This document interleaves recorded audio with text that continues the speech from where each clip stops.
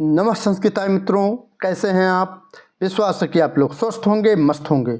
मित्रों, आज हम लोग इस मॉडल पेपर के क्रम में मॉडल पेपर 4 हल करेंगे। ठीक है, इसके पहले हम लोग 3 मॉडल पेपरों को हल कर चुके हैं।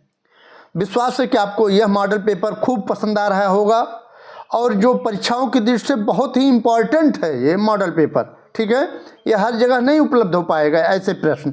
ठीक है, जो विद्यार्थी यूपी टीजीटी संस्कृत की तैयारी कर रहे हैं और उनकी परीक्षाएं लगी हुई हैं, उनके लिए यह मॉडल पेपर बहुत इम्पॉर्टेंट है। ठीक है, तो आइए समय ना गंवाते हुए मॉडल पेपर 4 का अध्ययन करते हैं।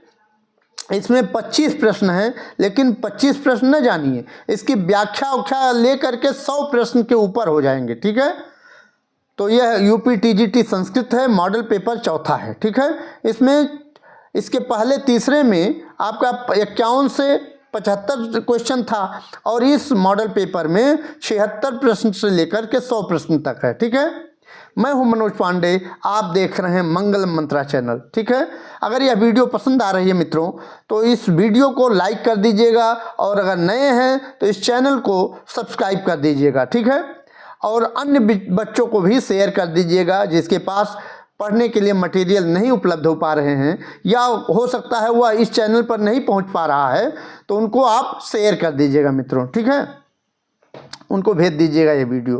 पहला प्रश्न है आपका इस मॉडल पेपर 4 का पहला प्रश्न, अर्थात 76वां प्रश्न है।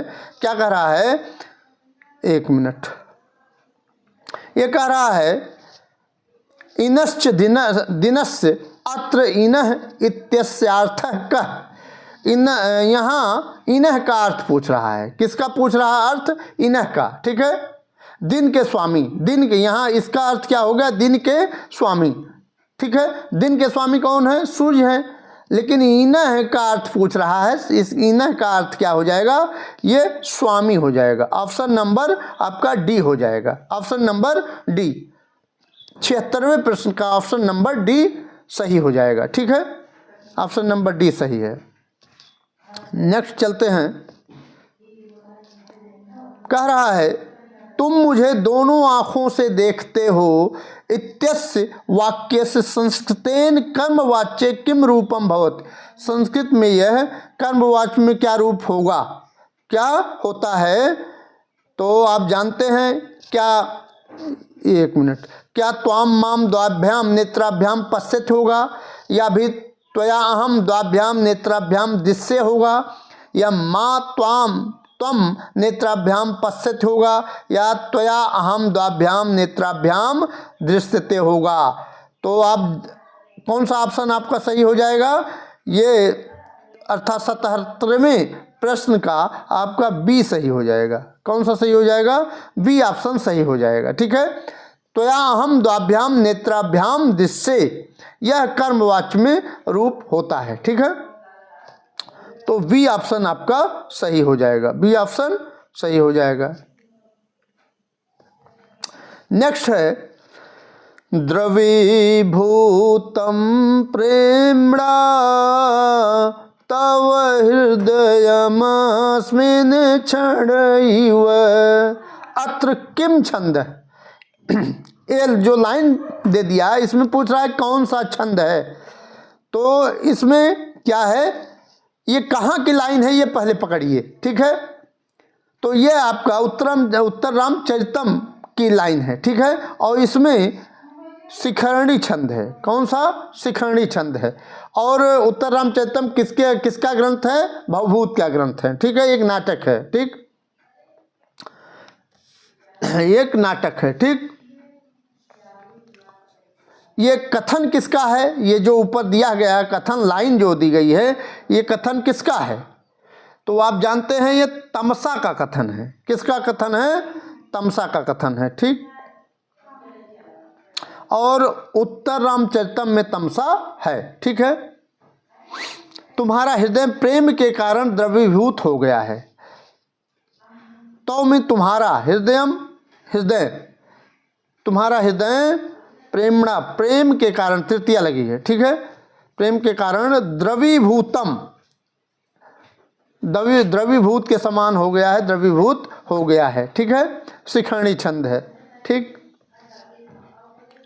नेक्स्ट है त्वया तत्र भवत्या सावधानया भवितव्यम इति कस्योक्ति, यह किसकी युक्ति है? यह पूछ रहा है किसका कथन है ये। तो यह किसका कथन है, आप पहले ये पकड़िए कहाँ का, ये किस ग्रंथ से लिया गया है ये लाइन। तो यह भी उत्तर रामचरितम से लिया गया है। ठीक है, और यह मुरला कहती है, मुरलाया। यह आपका ऑप्शन नंबर ए सही हो जाएगा, ऑप्शन नंबर ए सही हो जाएगा, मुरला कहती है। ठीक, नेक्स्ट है उत्तर रामचरिते लोपामुद्रा का आसीत। उत्तर रामचरितम में लोपामुद्रा कौन थी? तो लोपामुद्रा कौन थी आप बताएं। क्या क्या तापसी थी, या क्या मारीचस्य पत्नी थी, या अगस्त्य पत्नी थी लोपामुद्रा, या शुद्धा पवित्रा नदी, या शुद्ध पवित्र नदी थी? तो आप जानते हैं इसका आंसर आपके दिमाग में हो गया होगा। यदि आप उत्तर रामचरितम को अच्छी तरह से पढ़े हैं तो आप सी ऑप्शन लगाएंगे। कौन सा ऑप्शन लगाएंगे? सी ऑप्शन लगाएंगे, अगस्त्य पत्नी। ठीक है, लोपामुद्रा आसीत। ठीक है, तो अगस्त की पत्नी लोपामुद्रा कौन थी? अगस्त की पत्नी थी। ठीक है, इस 80वें प्रश्न का उत्तर क्या हो जाएगा? सी ऑप्शन आपका सही हो जाएगा। कौन सा ऑप्शन? सी ऑप्शन, अगस्त्य पत्नी हो जाएगा। ठीक है, अब हो सकता है पूछ ले ये मारीचस पत्नी, मारीच की पत्नी का नाम पूछ सकता है। तो इनकी मारीच की पत्नी का क्या नाम था? ये दाक्षायणी। इन्हीं को आदिति भी कहते हैं, आदिति। ठीक है, मारीच की पत्नी का क्या नाम था? दाक्षायणी। ठीक, और यह शुद्धा पवित्रा नदी कौन सी थी? गंगा नदी है। ठीक है, तापसी तो आई ही है। ठीक, तो मारीच की पत्नी का नाम दाक्षायणी और लोपामुद्रा, अगस्त की पत्नी का नाम लोपामुद्रा। ठीक, फिर नेक्स्ट प्रश्न है नीत शतकानुसारम कह जन्म सेवे महि। नीत शतक के अनुसार किसकी कम जन्म सेवे महि, किसकी सेवा करनी चाहिए? तो किसकी सेवा, ये कहाँ का लाइन है? ये आपका फिर ये अभी ये बता ही दिया कहाँ की लाइन है। नीत शतक के अनुसार, यह नीत शतक भर्तृहरि का एक ग्रंथ है, सुंदर सा ग्रंथ है। इसमें पूछ रहा है कि कम जन्म सेवे में ही किस जन की सेवा करनी चाहिए? तो यहाँ विद्वत जन्म। ठीक है, आप ऑप्शन नंबर डी ऑप्शन सही हो जाएगा, डी ऑप्शन सही हो जाएगा आपका।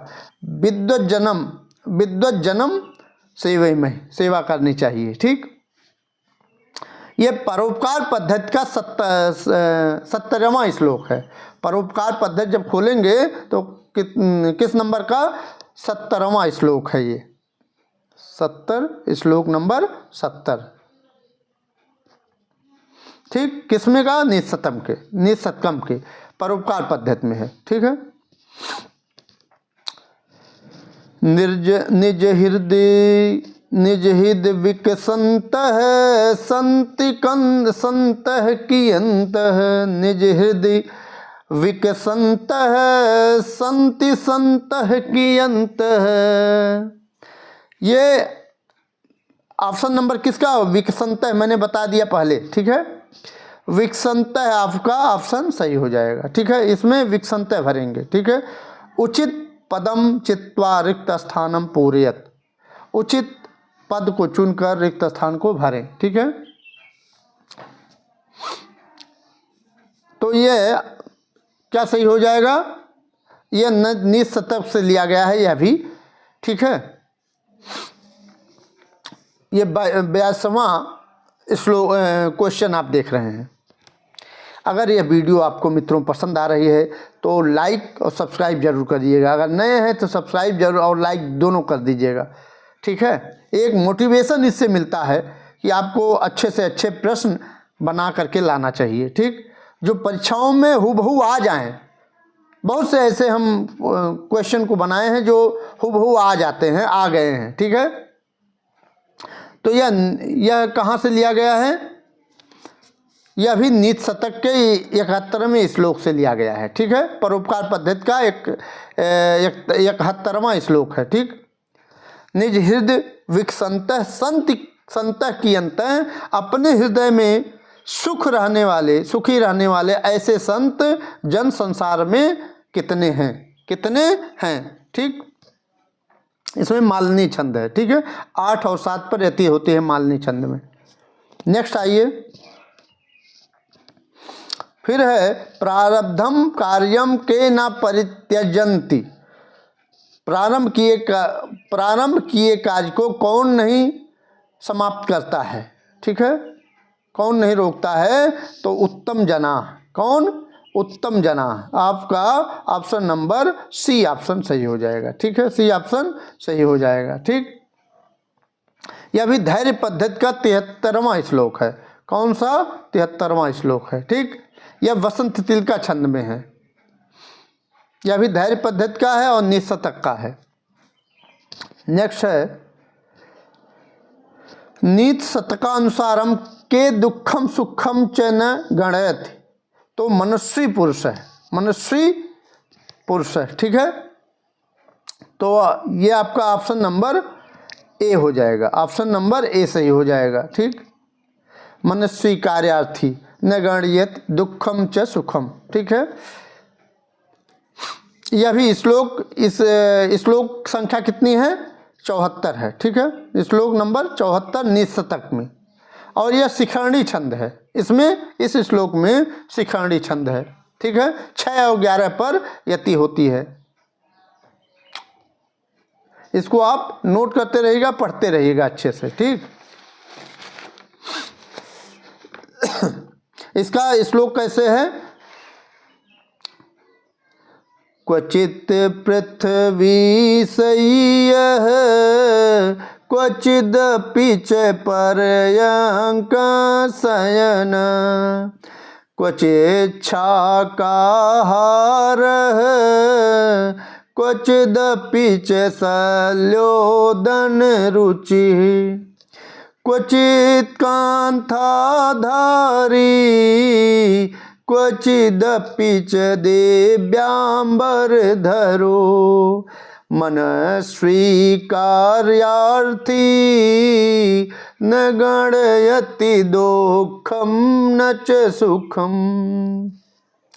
तो मनस्वी कार्यार्थी अर्थात मनस्वी लोग कार्यों की गणना दुख सुख से नहीं करते हैं। मनुष्य जो लोग होते हैं वो कार्यों की गणना दुख सुख से नहीं करते हैं। ठीक है, ये नीति शतक का 74वां श्लोक है। ठीक है, शिखरणी छंद इसमें है। फिर है कृत्वा आखु विवरम स्वयं निपतितो नक्तम मुखे भोगिनः, अत्र भोगिनः इत्यस्मिन् पदे का विभक्ति किंच वचनम। तो यहाँ भोगिनः में विभक्ति और वचन पूछ रहा है। तो पहले ये आप बता दीजिए भोगिनः का अर्थ इसमें क्या है। यह भी कहाँ से लिया गया है? यह भी नीति शतक से लिया गया है, इसको याद रखिएगा। ठीक है, कहाँ से लिया गया है? नीति शतक से। ठीक है, तो भोगिनः मीन्स होता है सर्प। भोगिनः मीन्स सर्प। ठीक है, और यहाँ आखू मतलब क्या होता है? अर्थ भी पूछ सकता है, याद रखें। आखू मीन्स चूहा। ठीक है, तो भोगिनः मुखे सर्प के मुख में अब स्वयं निपतितो स्वयं गिर गया। कौन? आखू चूहा। ठीक है, कब गिरा? नक्तम रात्रि में, जब सर्प एक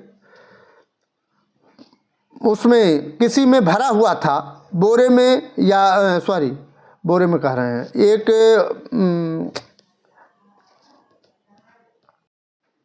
ये जो भोगिना है, भोगिना का अर्थ क्या है? सर्प है। ठीक है, इसके बारे में बता दें कि एक सांप पिटारे में बंद निराश होकर भूख के मारे शिथिल पड़ा हुआ था। क्या पड़ा हुआ था? शिथिल पड़ा हुआ था, बैठा हुआ था एक पिटारे में। रात्रि में एक चूहा उस पिटारे में छेद करके अपने आप उस सांप के मुंह में जा गिरा। अब वह सांप क्या करता है, उस चूहे को खा लेता है और खूब तृप्त होकर सांप उसी छेद से होकर के, जिसको चूहा काट दिया था, उसी छेद से होकर के तुरंत बाहर निकल जाता है। ठीक है, तो इससे यह कहा जा सकता है कि स्थिर रहो, बुद्धि और क्षय का उन्नत अवनत का बड़ा कारण भाग्य ही है। भाग्य बड़ा बलवान होता है। ठीक है, तो यहाँ भोगिना मुखे, भोगिन अर्थात सर्प के मुख में स्वयं निपतति, कौन? स्वयं आखू, आखू में चूहा, चूहा स्वयं गिर गया। यहाँ विवरम कृत्वा, स्वयं विवरम कृत्वा, स्वयं बिल को करके, स्वयं बिल को छेद को करके भोगिना मुखे, सर्प के मुख में निपतितः गिर गया। ठीक है, तो इसमें भोगिना में षष्ठेक वचनम है। ठीक है, षष्ठी का एक वचन है, यहाँ सी ऑप्शन सही हो जाएगा। ठीक है, 85 का सी ऑप्शन सही हो जाएगा। फिर पूछ रहा है कविता कामिनी विलासः, कविता कामिनी विलासः इति उपाधि कस्मै प्राप्ता। कविता कामिनी विलासः, विलास यह उपाधि किसको प्राप्त है? तो कविता कामिनी विलासः किसको यह उपाधि प्राप्त है? तो आपका कालिदास है। ठीक है, ऑप्शन नंबर डी ऑप्शन सही हो जाएगा। ठीक है, कालिदास कविता कामिनी विलास है कालिदास है। ठीक है, तो कालिदास आए, कालिदास के लिए यह उपाधि प्राप्त हुई है। ठीक, और फिर कालिदास का तो हो गया। भारत की कौन सी उपाधि प्राप्त है? भारत को कौन सी उपाधि प्राप्त है? भारत को आतपत्र भारत कहते हैं। क्या? आतपत्र भारत। ठीक है, इसको आप ध्यान दीजिएगा। ठीक है, और भर्तृहरि को शतक त्रयकार कहते हैं। भर्तृहरि को क्या कहते हैं? शतक त्रयकार। ठीक है, शतक त्रयकार। ठीक, और भारत को मैंने बता ही दिया, आतपत्र भारत, आतपत्र। ठीक, भारत के नाम से जाने जाते हैं। ठीक, और बाणभट्ट को, बाणभट्ट को कौन सी उपाधि मिली है? तो तुरंग बाण, तुरंग बाण बाणभट्ट है, और वैश्यवाणी बाणभट्ट, वैश्यवाणी भी बाणभट्ट की उपाधि है। ठीक है, और गद्य सम्राट स्वयं जाने जाते हैं, कौन? बाणभट्ट। ठीक है, गद्य सम्राट भी किसको कहा जाता है? बाणभट्ट को। ठीक है, तो सभी ऑप्शन मैंने आपको बता दिया, और 86वां का ए ऑप्शन सही हो जाएगा। कौन सा ऑप्शन सही हो जाएगा?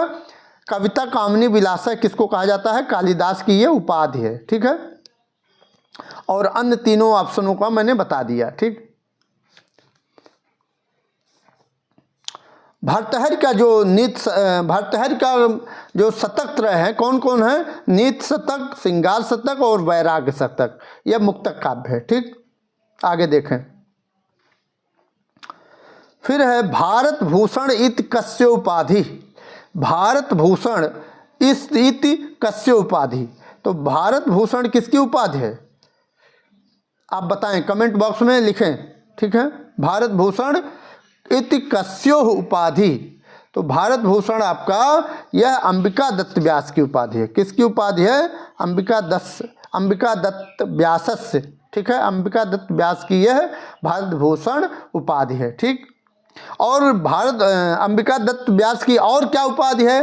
तो घटका शतक भी इन्हीं की है, इन्हीं की उपाधि घटका शतक भी है, और शतावधान अंबिका दत्त व्यास है, शतावधान है, और घटका शतक अंबिका दत्त व्यास है। ठीक है, और भारत भूषण भी इन्हीं की उपाधि है, अंबिका दत्त व्यास की। ठीक, और कालिदास को, कालिदास की कौन सी उपाधि है? तो दीप शिखा।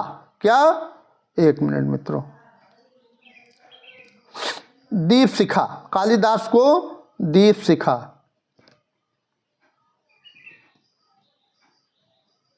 दीप शिखा किसकी उपाधि है? कालिदास की। ठीक, और भारत की आतपत्र मैंने इसके पहले बताया दिया, आतपत्र। ठीक, आतपत्र भारत। और भवभूत की, भवभूत की क्या है, कौन सी उपाधि है? श्रीकंठ पद लांछन, श्रीकंठ पद लांछन यह किसकी उपाधि है? भवभूत की। और वैश्वाक भवभूति, वैश्वाक भी भवभूत की उपाधि है। शिखरणी कवि के नाम से जाने भी जाते हैं भवभूत, शिखरणी कवि के नाम से कौन कवि जाना जाता है? भवभूत जाने जाते हैं। ठीक है, तो भारत भूषण किसकी उपाधि है? तो यह अंबिका दत्त व्यास की है। तो ऑप्शन नंबर ए ऑप्शन सही हो जाएगा। ठीक, 87वां का ये ऑप्शन सही है। फिर सामवतम इत नाटकस लेखक कह, सामवतम नाटक के लेखक कौन है? पूछ रहा है। तो सामवतम नाटक के लेखक कौन है? तो अंबिका दत्त व्यास है। अंबिका दत्त व्यास ही सामवतम नाटक के लेखक हैं। ठीक है, कालिदास का कौन सा नाटक है? तो कौन सा नाटक है जो आपके टीजीटी में भी लगा है, इतना हम नज़दीक में बता दिए। अभिज्ञान शाकुंतलम, अभिज्ञान शाकुंतलम जो 7 अंकों का एक प्रसिद्ध नाटक है कालिदास का। ठीक है, और भास का कौन सा नाटक है? तो स्वप्नवासो दत्तम, स्वप्नवासो दत्तम ये 6 अंक का नाटक है, भास की है। और वाणभट्ट का आप जानते हैं कादंबरी और हर्षचरितम है। ठीक है, कादंबरी क्या है? कथा है, और हर्षचरितम क्या है? आख्यायिका है। ठीक, आगे देखते हैं। फिर है भारवेह प्रिय छंद किम, भारव का प्रिय छंद कौन सा है? तो भारव का कौन सा प्रिय छंद है? आपका वंशस्थ उपजाति, एक मिनट, वंशस्थ उपजाति। ठीक है, सी ऑप्शन आपका सही हो जाएगा। कौन सा ऑप्शन? सी ऑप्शन सही हो जाएगा, वंशस्थोपजाति। भारत का प्रिय छंद वंशस्थ और उपजाति है। ठीक है, ऑप्शन नंबर सी ऑप्शन सही है, भारत का प्रिय छंद वंशस्थ उपजाति है। ठीक है, और शार्दुल विक्रीडित किसका प्रिय छंद है? तो यह भर्तृहरि का है। कौन किसका है? भर्तृहरि का। और अमरुक, जिन्होंने अमरुक शतक लिखा, अमरुक, उनकी भी ये शार्दुल विक्रीडित प्रिय छंद है। तो भर्तृहरि का भी प्रिय छंद शार्दुल विक्रीडित है, और अमरुक का भी शार्दुल विक्रीडित प्रिय छंद है। ठीक है, इसको डाल लिया। और भवभूत का क्या है? भवभूत का प्रिय छंद अनुष्टुप शिखरणी। ठीक है, अनुष्टुप और शिखरणी छंद के लिए भवभूत जाने जाते हैं। फिर है नेक्स्ट प्रश्न, महर्षि पतंजलि जन्म स्थानम कुत्र, महर्षि पतंजलि का जन्म स्थान कहाँ है? तो आप जानते हैं उत्तर प्रदेश में कहीं है। ठीक है, कहाँ है? तो गोनर्दे उत्तर प्रदेश है, गोनर्दे उत्तर प्रदेश से। ये ऑप्शन 90 का ऑप्शन नंबर बी सही हो जाएगा। गोनर्द उत्तर प्रदेश में है, ये गोनर्द जिला है, यहीं पर महर्षि पतंजलि का जन्म स्थान है। ठीक है, ऑप्शन नंबर बी सही है, 90 का ऑप्शन नंबर बी। ठीक है, और विदर्भ प्रांत किसका है? ये दंडी का जन्म स्थान है। किसका है? दंडी का। ठीक है, दंडी का जन्म स्थान क्या है? विदर्भ प्रांत। ठीक है, और जयदेव का भी। ठीक है, जयदेव, जयदेव और दंडी का विदर्भ प्रांत में जन्म स्थान है इसका। ठीक है, और सालातुर किसका है? सालातुर किसका है? पाणिन का। किसका है? एक मिनट में, तो पाणिन का है। ठीक, सालातुर।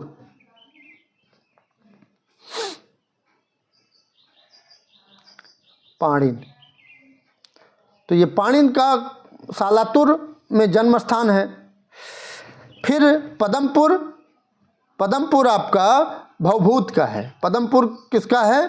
भवभूत का है। ठीक है, पदमपुर भवभूत का है, सालातुर पाणिन का है, और गोनर्द महर्षि पतंजलि का है, और विदर्भ, विदर्भ प्रांते किसका जन्म है? दंडी और जयदेव का। ठीक है, तो चारों ऑप्शन आपका क्लियर हो गया, और इस 90वां प्रश्न का बी ऑप्शन सही हो जाएगा। ठीक, गोनर्दे उत्तर प्रदेश से। फिर है जाम्बवती विजयस्य पाताल विजयस्य लेखक कह, तो इसके लेखक पाणिन हो जाएंगे। कि कौन हो जाएगा? पाणिन। ठीक है, अर्थात डी ऑप्शन सही हो जाएगा। 91 का डी ऑप्शन सही हो जाएगा। पाणिन है, जाम्बवती विजयम के लेखक पाणिन हैं, ठीक। और मल्लिनाथ ने क्या लिखा था, यह टीका लिखी थी किस पर, मेघदूत पर, मेघदूतम पर टीका लिखी थी, ठीक है। और क्षेमेंद्र की कौन सी कृति है, क्षेमेंद्र की औचित्य विचार चर्चा, ये ग्रंथ किसका, औचित्य विचार चर्चा के लेखक कौन है, क्षेमेंद्र हैं, ठीक है। और बाणभट्ट आप जानते ही हैं, कादंबरी कथा लिखे और हर्षचरितम लिखे, ठीक है। चारों ऑप्शन का आप उत्तर जान गए और ये 91 का उत्तर हो जाएगा, ये डी ऑप्शन सही हो जाएगा। फिर कस्य कवेह पितुर्नाम गंधर्वसेन आसीत, कस्य कवेह पितुर्नाम गंधर्वसेन आसीत, किसके पिता का नाम गंधर्वसेन था, ठीक है। तो किसके पिता का नाम गंधर्वसेन था, तो भर्तहरि के पिता का नाम गंधर्वसेन था। ऑप्शन नंबर ए सही हो जाएगा, ऑप्शन नंबर ए सही हो जाएगा, ठीक है। माघ के पिता का क्या नाम था, दत्तक, माघ के पिता का नाम दत्तक था, ठीक है, ये हो गया। और श्रीहर्ष के पिता का नाम क्या था, श्रीहीर, क्या था, श्रीहीर था, ठीक। और भवभूत के आपके नीलकंठ जानते ही हैं, ठीक है।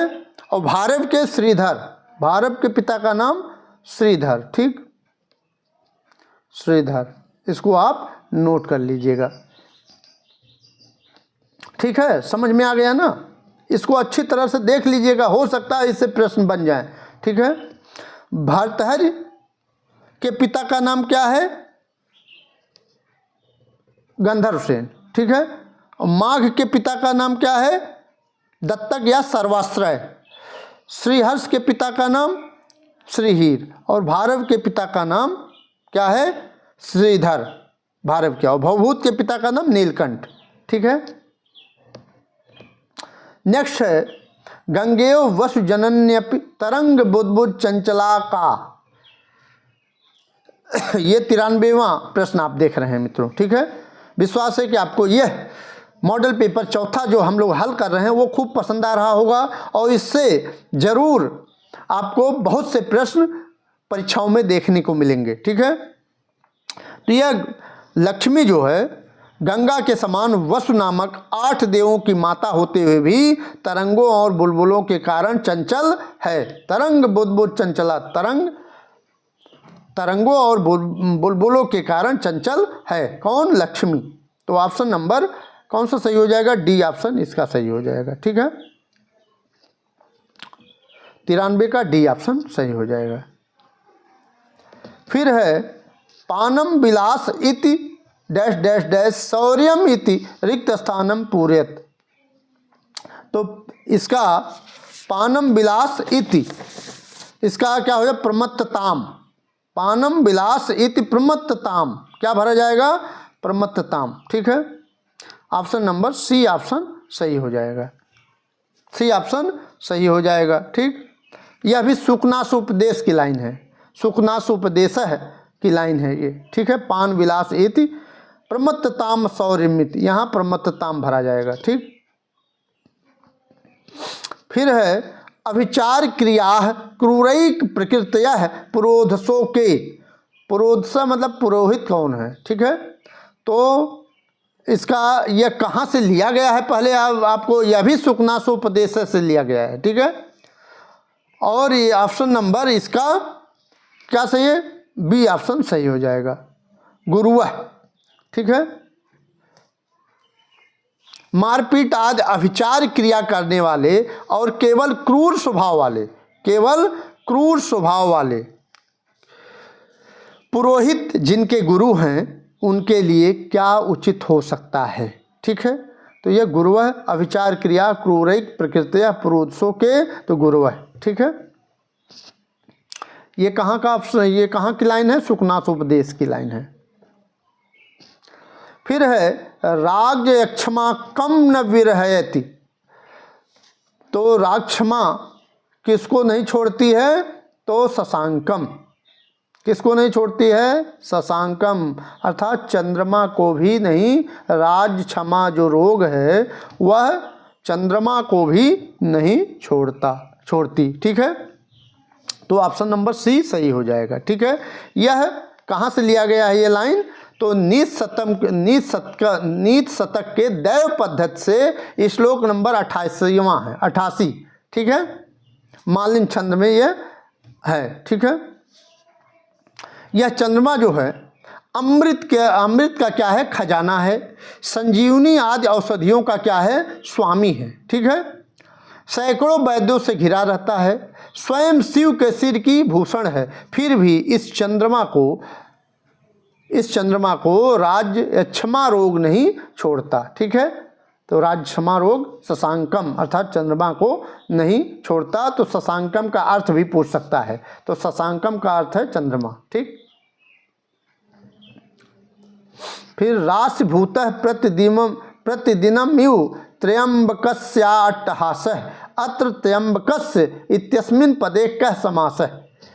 त्र्यंबकस्य में समास पूछ रहा है। ठीक है, तो इसमें त्र्यंबकस्य में समास हो जाएगा बहुव्रीहि। ठीक है, बहुव्रीहि।